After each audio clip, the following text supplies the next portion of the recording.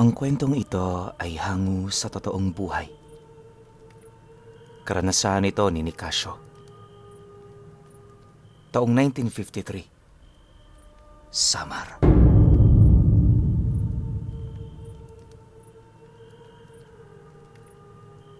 Itong mga panahong ito, nasa edad 20 anyos na si Nicasio. Hindi na siya nakapagtapos ng kanyang pag-aaral, gayong hirap na hirap ang kanilang pamilya. Tanging pangangaso at pagkakaingin ang ibinubuhay sa kanila ng kanilang ama.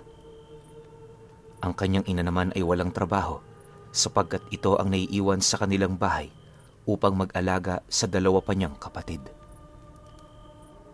Tumutulong din si Nicasio sa kanyang ama, ngunit hindi pa rin sapat ang kanilang kinikita. Gawa ng nais ni Nicasio na makatulong sa kanyang mga magulang, nagpasya siyang maghanap ng trabaho. Yun nga lang pinuno, nahirapan siyang maghanap ng mapagtatrabahuhan niya sa kanilang bayan, kaya minabuti na lamang niyang maghanap sa karatig bayan nila. Sa kabutihang palad, natanggap si Nicasio bilang isang kargador sa palengke roon. Hindi na siya nagdalawang isip noon, at kahit malalayo siya sa kanyang pamilya, nakipagsapalaran siya roon. Ganun na lang ang lungkot ng kanyang ina at ng dalawa niyang kapatid. Uuwi rin naman ako tuwing katapusan ng buwan. Pangako, tuwing uuwi ako, hindi ko kakalimutan ang ipapasalubong ko sa inyo. Wika ni Nicasio sa kanila. Ligtas na nakarating si Nicasio sa probinsyang yan, kaya nagtungo kaagad siya sa bahay ng kanyang magiging amo. Malugod na tinanggap ni Mang Tonyo si Nicasio at ipinakilala sa iba pang makakasama nito sa trabaho. Pinuno, itong si Mang Tonyo po, ang mabait na amo ni Nicasio sa probinsyang yon. Inihatid din siya ni Mang Tonyo sa maliit na kubo kung saan siya manunuluyan. Naging maganda ang simula ng pagtatrabaho ni Nicasio roon. Mabilis din niyang nakagaanan ng loob ang kanyang mga kasamahan, kahit ilang araw pa lang siyang nakikipagsalamuha. Subalit, sa lahat ng mga kasama niya sa trabaho, may isa sa kanila ang hindi nakakausap noong una ni Nicasio. At yun ay si Teodoro. Mailap kasi ito sa mga tao, at halos hindi na rin nakikisabay sa kanila. Matanda lang ito ng halos 6 na taon kumpara kay Nicasio. Ganun ba talaga kailap si Teodoro? Tanong ni Nicasio sa isa nilang kasamahan. Pansin ko kasing hindi siya nakikipaghalubilo sa iba at madalas lang siyang mag-isa. Dagdag pa niya. Napatingin din siya kay Teodoro na noon ay mag-isa at tahimik lang na nakaupo hindi kalayuan sa kanila ng kanyang kausap. Nagkwento naman kaagad ang isa sa mga kasama nilang si Emil at sinabi kung bakit ganoon ang pag-uugali ng lalaki. Gawa ng pagkukwentong yun ni Emil, napag-alaman ni Nicasio na tulad niya ay dayo lang din sa probinsyang yun si Teodoro at nakikipagsapalaran lang din. Bukod doon, wala nang ibang nalaman pa si Nicasio tungkol sa lalaki, gayong hindi raw ito nagkukwento patungkol sa buhay niya. Hindi alam ni Nicasio noon kung bakit may pagnanais siyang kaibiganin si Teodoro. Naisip pa nga niya na marahil ay katulad niya ang lalaki na handang magsakripisyo na magtrabaho sa malayo para sa pamilya. Dahil doon, nagsimula si Nicasio na makipagkaibigan kay Teodoro. Nilalapitan na niya ito at kinakausap kapag oras ng kanilang pahinga sa trabaho. Yun nga lang pinuno, nahirapan siyang mapalapit sa lalaki, gayong iniiwasan siya nito. Kapag kinakausap niya kasi yon, hindi man lang umiimik at agad naiiwan si Nicasio. Subalit, kahit gano'n na ang ginagawa ni Teodoro sa kanya, hindi siya tumigil, gayong gusto niya talagang maging kaibigan ang lalaki.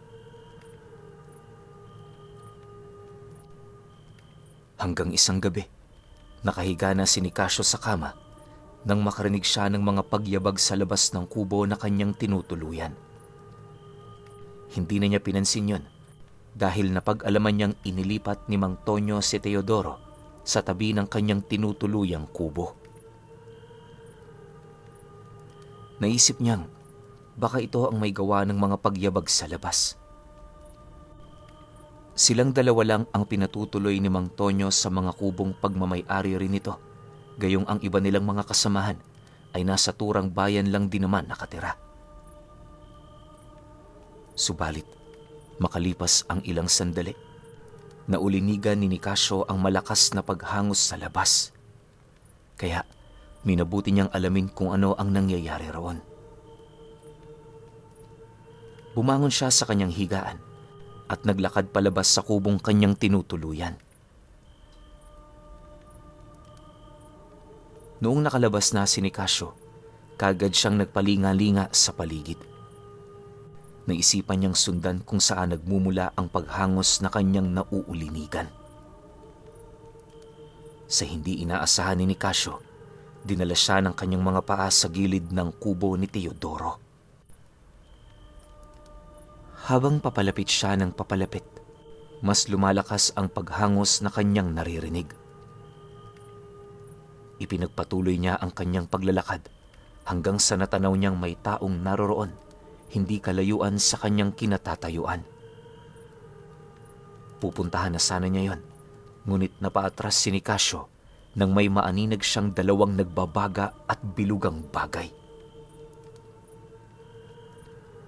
Ganun na lang ang gulat ni Nicasio nang marinig niya ang boses ni Teodoro. "Nicasio, tulungan mo ako!" Wika pa ng lalaki na halatang may kung anong dinaramdam.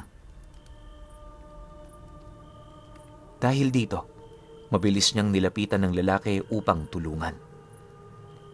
Hindi na lang din niya pinagtuunan ng pansin ang tungkol sa mapupulang bagay na nakita niya at piniling unahin ang pagtulong kay Teodoro. Inalalaya niya ito papasok sa kubong tinutuluyan ng lalaki. Noong nasa loob na sila ng kubo, inihiga siya ni Teodoro sa higaan nito. Nung mga sandaling yon, hinang-hina na si Teodoro. Nakita rin ni Nicasio na duguan ang leeg at maging ang bandang tiyan ng lalaki. Hinahabol pa rin ito ang kanyang paghinga, kaya nakaramdam siya ng pag-aalala para sa kanyang katrabaho. Sinabihan pa niya si Teodoro na dadalhin na lamang niya ito malapit sa pagamutan, ngunit umiling ang lalaki, hudyat na ayaw nitong gawin ang nais ni Nicasio. Wala na siyang nagawa, kundi siya na mismo ang gumamot sa mga sugat ni Teodoro. Nang makita naman ng sugat ang lalaki na nagtataka si Nicasio sa nangyayari sa kanya, ipinangako niya rito na sasabihin kung bakit siya nagkaroon ng ganoong sugat. Minabuti na lang ni Nicasio na tapusin ang paggamot sa sugat ng kanyang katrabaho at iniwan na ito para makabalik na sa kanyang kubo. Pagpasok niya roon, agad siyang humiga at pinilit ang sarili na makatulog. Kinaumagahan ng magising si Nicasio, kaagad siyang tumungo sa kubo ni Teodoro. Kukumustahin sana niya ang lagay ng lalaki, ngunit gano'n na lang ang pagtataka niya dahil wala na sa kubo nito ang kanyang katrabaho. Pabalik na sana siya sa kanyang kubo, pero saktong paglingon niya ay nakasalubong niya ito. Nagtaka si Nicasio dahil maayos na ang lagay ng lalaki. Tila, hindi lamang ito nagtamo ng mga sugat sa katawan niya. Nilapitan siya ni Teodoro at niyayang pumasok sa kubo nito. Noong nasa labas na sila ng kubo ng lalaki, hindi na naiwasan ni Nicasio na tanungin ito tungkol sa nangyari ng gabing yon. Hindi kaagad nakatugon si Teodoro kay Nicasio, kaya muli pa nitong tinanong ang lalaki. Bago tuluyang makasagot, sinigurado muna nitong walang ibang tao sa paligid. Pagbalik niya sa tapat ni Nicasio, doon niya na sinabi ang lahat ng nangyari sa kanya ng gabing yon. Nababahala kung hindi lang yon ang kaya nilang gawin, lalo na't nahanap na nila ako sa probinsyang ito. Malakas ang mga nilalang na yon, kaya posibleng manganib ako at maging ikaw kapag nalaman nilang tinulungan mo ako ng nakaraang gabi. Sabi sa kanya ni Teodoro. Kumunot ang noo ni Nicasio dahil kahit na ikinuwento na sa kanya ni Teodoro kung ano ang nangyari rito, hindi naman ito sinasabi kung ano o sino ang mga taong tinutukoy niya. Dahil doon, tinanong niya ulit ito, ngunit nagulat siya sa naging sagot ng lalaki sa kanya. Hindi sila ordinaryong tao gaya ng iniisip mo, Nicasio, dahil aswang ang mga nilalang na tinutukoy ko. Tugon ni Teodoro, dahilan para panindigan ng balahibo sa katawan si Nicasio. Hindi siya makapaniwala sa sinabi ng kanyang katrabaho. Ngunit nang mawari nitong seryoso si Teodoro sa kanyang mga sinabi, nakaramdam ng takot si Nicasio. Isa ka rin ba sa kanila? Kaya ba mabilis kang gumaling sa mga sugat mo at may mapupula kang mga mata kagabi? Medyo nahihiyang tanong ni Nicasio nang maalala nito ang nakita niyang mapupulang bagay na napagtanto niyang posibleng mga mata yon ng lalaki. Hindi naman naglihim si Teodoro kay Nicasio sa pagiging aswang nito. Ipinaliwanag din niyang hindi siya tulad ng mga kalahi niyang kumakain ng karne at laman loob ng mga tao o hayop. Dagdag pa niya, hindi kumakain ng ganon, maging ang pamilya niyang naiwan sa kanilang probinsya at nagpakalayo-layo siya para hindi madamay ang mga ito. Napag-alaman din ni Nicasio na nakalaban ni Teodoro ang mga kalahi niyang aswang nung nagdaang gabi. Pinanindigan ng mga balahibo si Nicasio dahil sa kanyang nalaman. Magtatanong pa sana siya patungkol sa gulong pinasok ni Teodoro, pero agad na isiniwalat ng lalaki ang kanyang nagawa. Pinatay niya ang dating pinuno ng kanilang angkan. Dahil doon, itinakwil siya ng kanilang mga kalahi at kalaunay tinugis para paslangin. Nakatakas sila ng kanyang pamilya at nagtago mula sa kalahi nila at minabuti nilang lumayo para makaligtas. Subalit naging problema na rin niya noon ang kanilang seguridad dahil pinangangambahan niyang matutunto ng mga ito ang pamilya niya. Pumagit na sa dalawa ang nakakabinging katahimikan. Hanggang nagsalita ulit si Teodoro at nakiusap ito kay Nicasio na wag na lamang ipagsabi sa iba ang kanyang natuklasan. Ipinangako naman ni Nicasio na mananatiling tikom ang kanyang bibig patungkol doon. Lumipas ang mga araw noon. Tuluyang naging malapit sina Nicasio at Teodoro sa isa't isa. Tuwing gabi, malimit na nagmamatsyag ang dalawa bago matulog, ngunit walang naging kakaiba sa kanilang paligid. Yun nga lang pinuno, malimit na napapansin ni Nicasio na balisa si Teodoro. Isang umaga, kinausap ni Teodoro si Nicasio tungkol sa plano nitong pag-uwi sa kanyang probinsya. Masama ang kutob kong may hindi magandang nangyari sa aking mag-ina. Kailangan nila ako. Wika nito. Matapos magsalita ni Teodoro, nagpaalam agad si Nicasio sa kanya kung maaari ba itong sumama rito. Tinutulan niya kaagad yon. Gawa ng alam niyang ikakapahamak lang yon ni Nicasio. Subalit, Naging mapilit si Nicasio at sinabi pa sa lalaki na may maitutulong siya rito kung sakaling isasama siya ng lalaki. Dahil dito, hindi na nakatanggi pa ang kanyang katrabaho sa kanya. Nung araw ding yon, nagpaalam sila kay Mang Tonyo. Idinahilan ni Nicasio na may nangyari sa kanyang pamilya kaya kailangan niyang umuwi at si Teodoro naman ay may aasikasuhin sa kanilang probinsya. Pinayagan naman sila ni Mang Tonyo nung mga panahong yon, kaya nagmadali silang dalawa na umalis. Ang hindi alam ng kanilang amo noon, pareho silang tutungo sa probinsya ni na Teodoro. Makalipas pa ang ilang oras na pagbiyahe, nakarating na rin sila sa baryo kung saan naiwan ang mag-ina ng lalaki. Sabik naman si Teodoro na makita noon ang kanyang mag-ina. Subalit nang makarating sila sa kanilang bahay, wala silang nadatnang tao.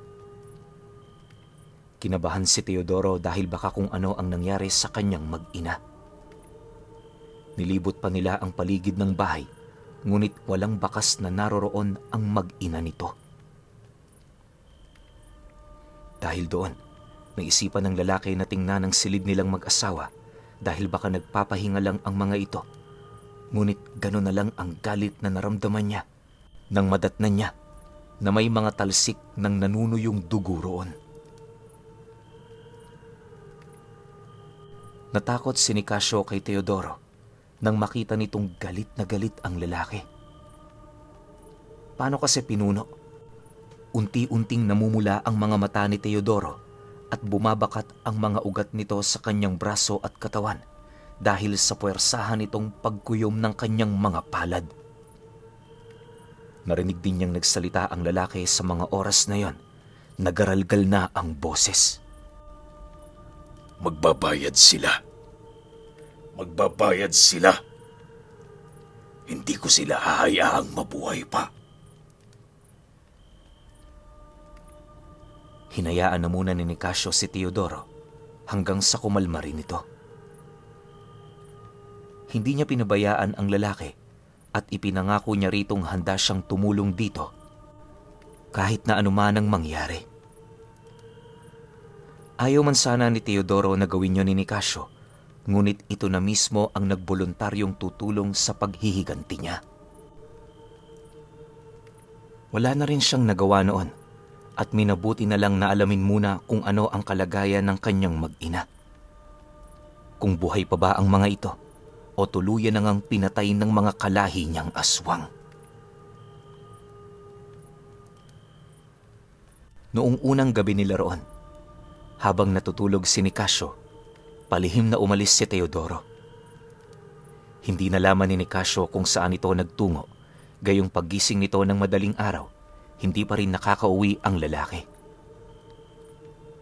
Hindi na rin siya natulog pa at hinintay na lang na makauwi si Teodoro. Bandang 4:00 ng madaling araw, umuwi ang kanyang katrabaho na siyang ikinagulat ni Nicasio. May mapupula itong mga mata at nangingintab ang naglalangis nitong katawan. Mas lumaki ang katawan nito at tumaas ng ilang pulgada kumpara sa anyong tao nito. Subalit, kahit yon ang nasaksihan ni Nicasio, hindi siya nakaramdam ng kahit na anong takot sa kanyang kaibigan, gayong batid niyang hindi siya nito sasaktan. Nang maging anyong tao si Teodoro, kagad nitong ibinalita kay Nicasio na tumungo siya sa kuta ng mga kalahi niyang aswang. Napag-alaman niyang pinatay ng mga ito ang kanyang mag-ina, kaya galit siyang napaiyak. Sinisisi rin ni Teodoro ang kanyang sarili dahil hindi man lang niya nagawang protektahan ang pamilya niya. Hinayaan ni Nicasio si Teodoro na ilabas ang kung anumang nararamdaman nito. Nang mahimasmasa ng lalaki, inilantad nito kung ano ang kanilang plano. Gaganti ako. Uubusin ko sila. Galit na wika ni Teodoro. Sumang-ayon na lang si Nicasio sa plano ng kanyang kaibigan. Gawa ng malaki ang tiwala niyang hindi rin siya pababayaan nito. Sumang-ayon din ito sa mga sinabi ng lalaki sa kanya tungkol sa mga gagawin niyang pagsuporta rito. Pana at palaso, yun lang ang kailangan ko. Sanay akong gumamit nun, kaya masisiguro kung kaya ko kapag may ganun akong armas. Wika ni Nicasio. Tumango naman sa kanya si Teodoro at nagpasyang igawa siya nito ng pana at palaso. Pinaghandaan nga ng dalawa ang kanilang pagsugod noon sa kuta ng mga kalahi ni Teodoro. Dala ni Nicasio ang pana at palasong gawa pa mismo ng lalaki. May kung anong dagta ng halaman din na inilagay si Teodoro sa bawat dulo ng palasong ginawa nito na ayon sa kanya mabisang panlason sa mga aswang. Nang maging handa na sila, nagsimula na ang kanilang paglalakbay patungo sa kuta ng mga aswang na kalahi ni Teodoro. Para mabilis na makarating sa kuta ng mga aswang, minabuti nilang dumaan sa kabilang bahagi ng bundok. Ginamit ni Teodoro ang kakayahan niya bilang aswang habang nakasakay sa kanyang likuran si Nicasio.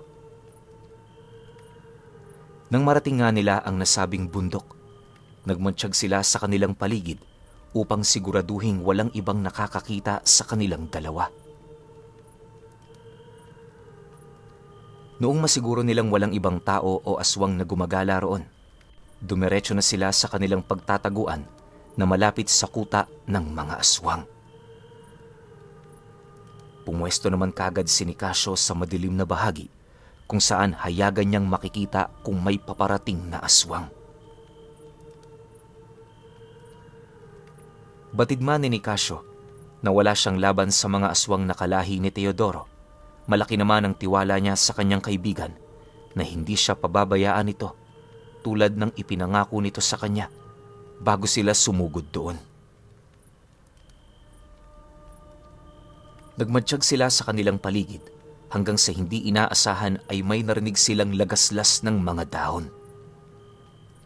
Nasa ganoong sitwasyon sila nang sa hindi kalayuan natatanaw ni Nicasio ang iilang tila nagbabagang mga bagay. Inihanda na lamang ni Nicasio ang kanyang pana at palaso, ngunit hindi na muna sila gumagawa ng kahit na anong hakbang. Nang lumaon, nawari nilang papalapit pala sa kanilang pwesto ang 5 aswang. Tulad ng anyo ni Teodoro na nakita ni Nicasio, ganon din ang anyo ng 5 nilalang na nakikita nito. Ilang sandali ang lumipas, hindi pa rin umaalis ang mga aswang na yan, kaya isinagawa na ni Nicasio at Teodoro ang kanilang hakbang sa pag-atake. Dahil bihasa sa pagpana si Nicasio, inisa-isa niyang pinana ang 3 aswang, habang si Teodoro naman ay sinubukang hilahin ng 2 sa mga ito at mabilis na binali ang kanilang mga leeg. Nagtulungan na lamang silang 2 noon hanggang sa mapabagsak na nila ang 5. Matapos ito, nagtago ulit silang 2, lalo na at may naririnig ulit silang papalapit sa kanilang kinaroroonan. Hindi na naghintay si Nicasio na makalapit sa kanila ng tuluyan ang mga aswang na paparating at sinubukan nitong asintahin ng pana ang mga nilalang. May iilan siyang natamaan. Mabilis na nabuwal sa lupa ang mga ito at hindi na nakagalaw pa, gawa ng salaso na inilagay ni Teodoro sa kanyang mga palaso. Manghang-mangha nga noon si Nicasio dahil sa bisa ng lasong yon, kaya ganado rin siyang pumana. Ang iba sa hindi natatamaan ni Nicasio ay si Teodoro na ang pumapas lang.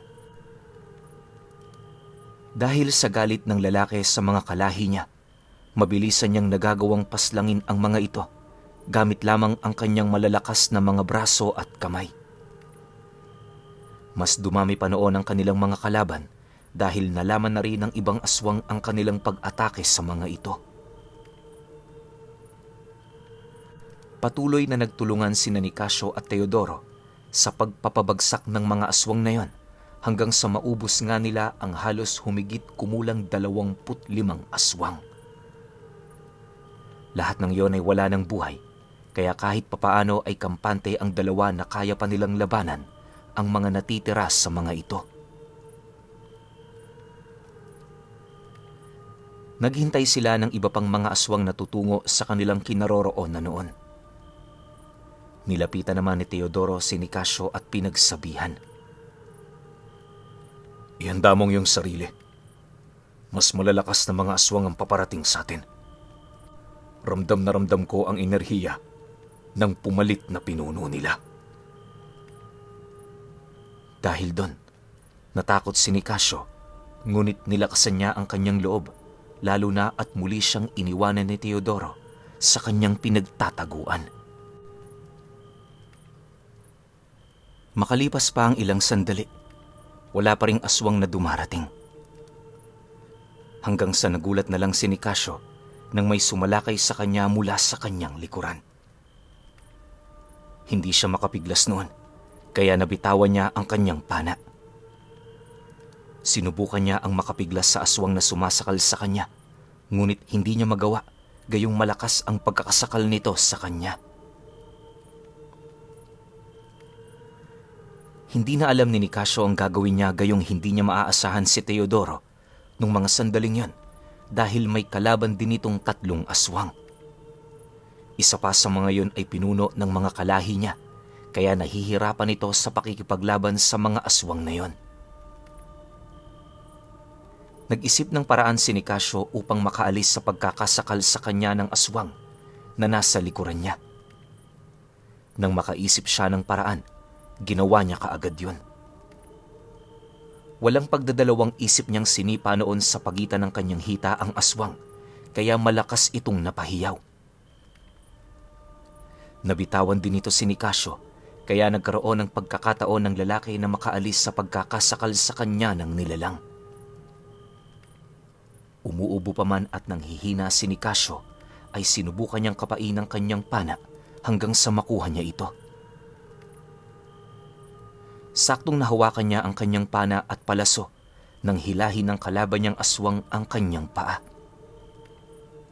Mabuti na lang at hindi niya nabitawan ang mga bagay na hawak niya, kaya saktong pagharap niya sa aswang na humila sa kanyang paa, itinarak na lamang ni Nicasio sa isang mata ng aswang ang palaso. Napasigaw ang aswang dahil sa sakit habang sinusubukang kunin ang pana sa kanyang mata. Gawa ng nabitawan nito si Nicasio, dali-daling kinuha ng lalaki ang iba pa niyang palaso. Hindi na siya nag-aksaya ng oras nang mahawakan niya ang mga ito. Mabilis siyang sumugod sa aswang at muli nitong tinusok ng palaso ang isa pang mata ng nilalang. Muling napahiyaw ang aswang at bahagya itong napaluhod. Nagkaroon ng pagkakataon si Nicasio na atakihin ng nilalang, gayong hindi pa ito nakakakita. Paulit-ulit niyang tinarak ang hawak niyang palaso sa dibdib ng aswang na walang nagawa kundi ang humiyaw ng humiyaw. Makalipas pa ang ilang minuto, bigla na lang nangisay ang aswang at napahandusay sa lupa. Doon din napagtanto ni Nicasio na wala na ng buhay ang aswang na nakalaban niya. Dahil dito, mabilis niyang kinuha ang kanyang pana at binalingan ng atensyon si Teodoro na noon ay nakikipaglaban sa pinuno ng kanilang lahi at maging sa 2 pang kasama nito. Nilakasan ni Nicasio ang kanyang loob at sinubukang asintahin ng isa sa mga nilalang. Nagdadalawang isip man siya dahil posibleng matamaan niya si Teodoro, ngunit nagtiwala siya sa kanyang sarili at pinakawala ng kanyang palaso na sa kabutihang palad ay tumama sa isa sa mga nilalang doon. Napahiyaw ito, kaya kaagad na binali ni Teodoro ang leeg nito. Nakita ng 2 aswang si Nicasio kaya pinuntirya nila ito. Subalit bago pa man sila makalapit, nagawa ng baliin ni Teodoro ang leeg ng isa pa sa mga ito. Sa kadahilanang yon, ang pinuno na lamang ng mga aswang noon ang natirang kalaban nila. Nagkatitigan sina Nicasio at Teodoro na parang nag-uusap patungkol sa kanilang gagawin. Nung mga oras na yon, pinagtulungan nilang dalawa ang pinuno ng mga aswang. Paulit-ulit itong pinana ni Nicasio habang inaatake naman ito ni Teodoro. Subalit, parehong naiiwasan ni na Teodoro at ng pinuno ng mga aswang ang palaso ng lalaki. Hanggang sa naisipan ni Teodoro na ilapit ang pinuno ng mga kalahi niya kay Nicasio. Sinadya nitong magpasakal sa kalaban nito, kaya pumirme ang atensyon ng aswang sa kanya. Dahil dito nagkaroon din ng pagkakataon si Nicasio na asintahi ng aswang na kalaban ng kanyang kaibigan. Nang binitawan nito ang palaso, saktong natamaan yun sa braso ang pinuno ng mga aswang. Subalit hindi man lang yun nasaktan at napalingon lang kay Nicasio. Uulitin pa sana niya ang pagpana niya rito, ngunit pansin nitong mas humigpit ang pagkakasakal sa kanyang kaibigan. Saktong ibinalik ng aswang na yon ang tingin kay Teodoro, kaya malayang nakagalaw si Nicasio na noon ay mabilis nang tumakbo patungo sa lalaki at sa pinunong aswang habang hawak nito ang isang palaso. Nang makalapit siya sa dalawang aswang, walang pagdadalawang isip na itinarak ni Nicasio ang palaso sa likuran ng pinunong aswang. Napahiyaw ang nilalang, ngunit ibinalibag niya si Nicasio, kaya nabuwal ito sa lupa na ikinagulat noon ni Teodoro. Sa isang iglap, tila nag-ibayo ang lakas ni Teodoro at nagawa niyang makapiglas sa kanyang kalaban. Gawa ng may lason ang palaso ni Nicasio, unti-unting naramdaman ng pinuno ng mga aswang ang epekto nun sa kanyang katawan. Nang maghabol ito ng kanyang hininga at biglang napaluhod, hindi na inaksaya ni Teodoro ang kanyang pagkakataon. Buong lakas niyang binali ang leeg ng pinuno ng mga aswang. Hindi pa siya nakontento. Pinugutan niya pa ito ng ulo. Nang matapos ang naging laban nilang yon, lumapit si Teodoro kay Nicasio. Ibinigay nito ang isang palaso at biglang lumuhod. Wala na ang pamilya ko, Nicasio. Kaya wala nang dahilan para mabuhay ako. Salamat sa lahat ng tulong mo sa akin. Sa ngayon, hindi bilang aswang kung hindi bilang isang kaibigan, hinihiling ko sa iyong tuluyan mo na rin akong patayin gamit ang palasong ito. Kapag namatay na ako, sunugin mo ang gubat na ito. Ayaw mang gawin ni Nicasio ang nais ng kanyang kaibigan, ngunit ayon dito, yun na ang huling hihilingin nito sa kanya. Kahit labag man sa loob ni Nicasio, humingi siya ng tawad kay Teodoro at ginawa ang nais nitong mangyari. Pikit mata niyang ginilitan sa leeg ang lalaki gamit ang palasong may lason. Ilang minuto lang ang itinagal nito bago ito tuluyang nawala ng buhay. Tulad ng sabi ni Teodoro, sinunog ni Nicasio ang katawan nito at maging ng ibang mga aswang na naroroon sa gubat. Nilisan din niya yon nang masigurong natupok na ang lahat doon. Bumalik si Nicasio sa bahay ni Teodoro at sinunog din ang bahay nito. Dahil wala na si Teodoro, umalis din si Nicasio sa probinsyang yon at bumalik sa kanilang lalawigan. Nagtaka ang kanyang mga magulang, ngunit nagdahilan na lamang siya. Hindi niya sinabi kung ano ang nangyari sa kanya. Nagpasya na rin siyang huwag nang bumalik sa pinagtatrabahuhan niya. Wala na ring nagawa ang kanyang mga magulang, kung hindi hayaan na lang din siya sa kanyang naging pasya.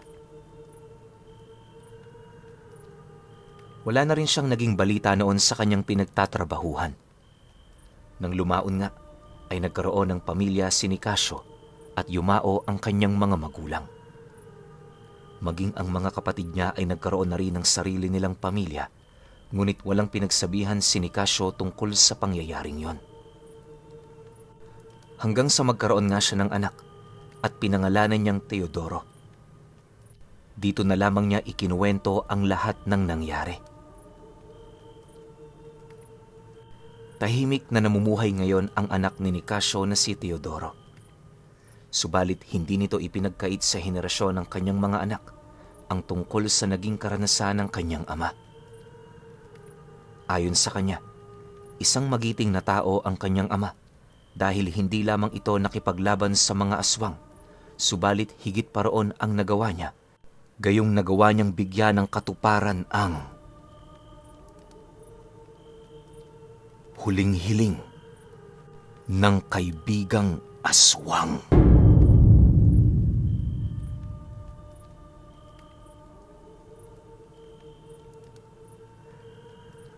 Okay, opinyon ko sa kwento.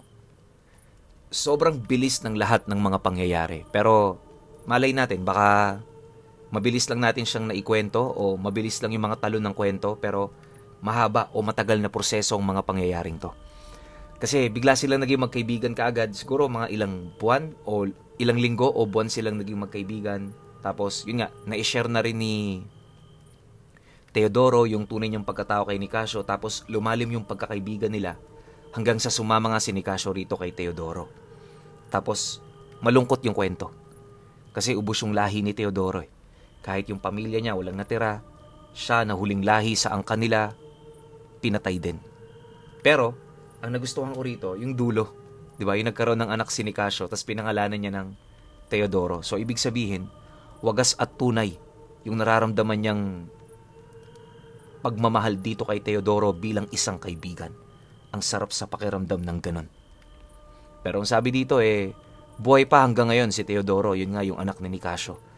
Siguro ito lang talaga yung kwento ng tatay niya tsaka yung kaibigan ng tatay niya na pinangalan sa kanya. Kaya natatouch ako sa kwento na to. Pero syempre, kayo pa rin. Kung may opinion kayo sa kwentong ito, comment nyo lang sa baba. Yun lang. Hanggang sa susunod na kwento. Salamat.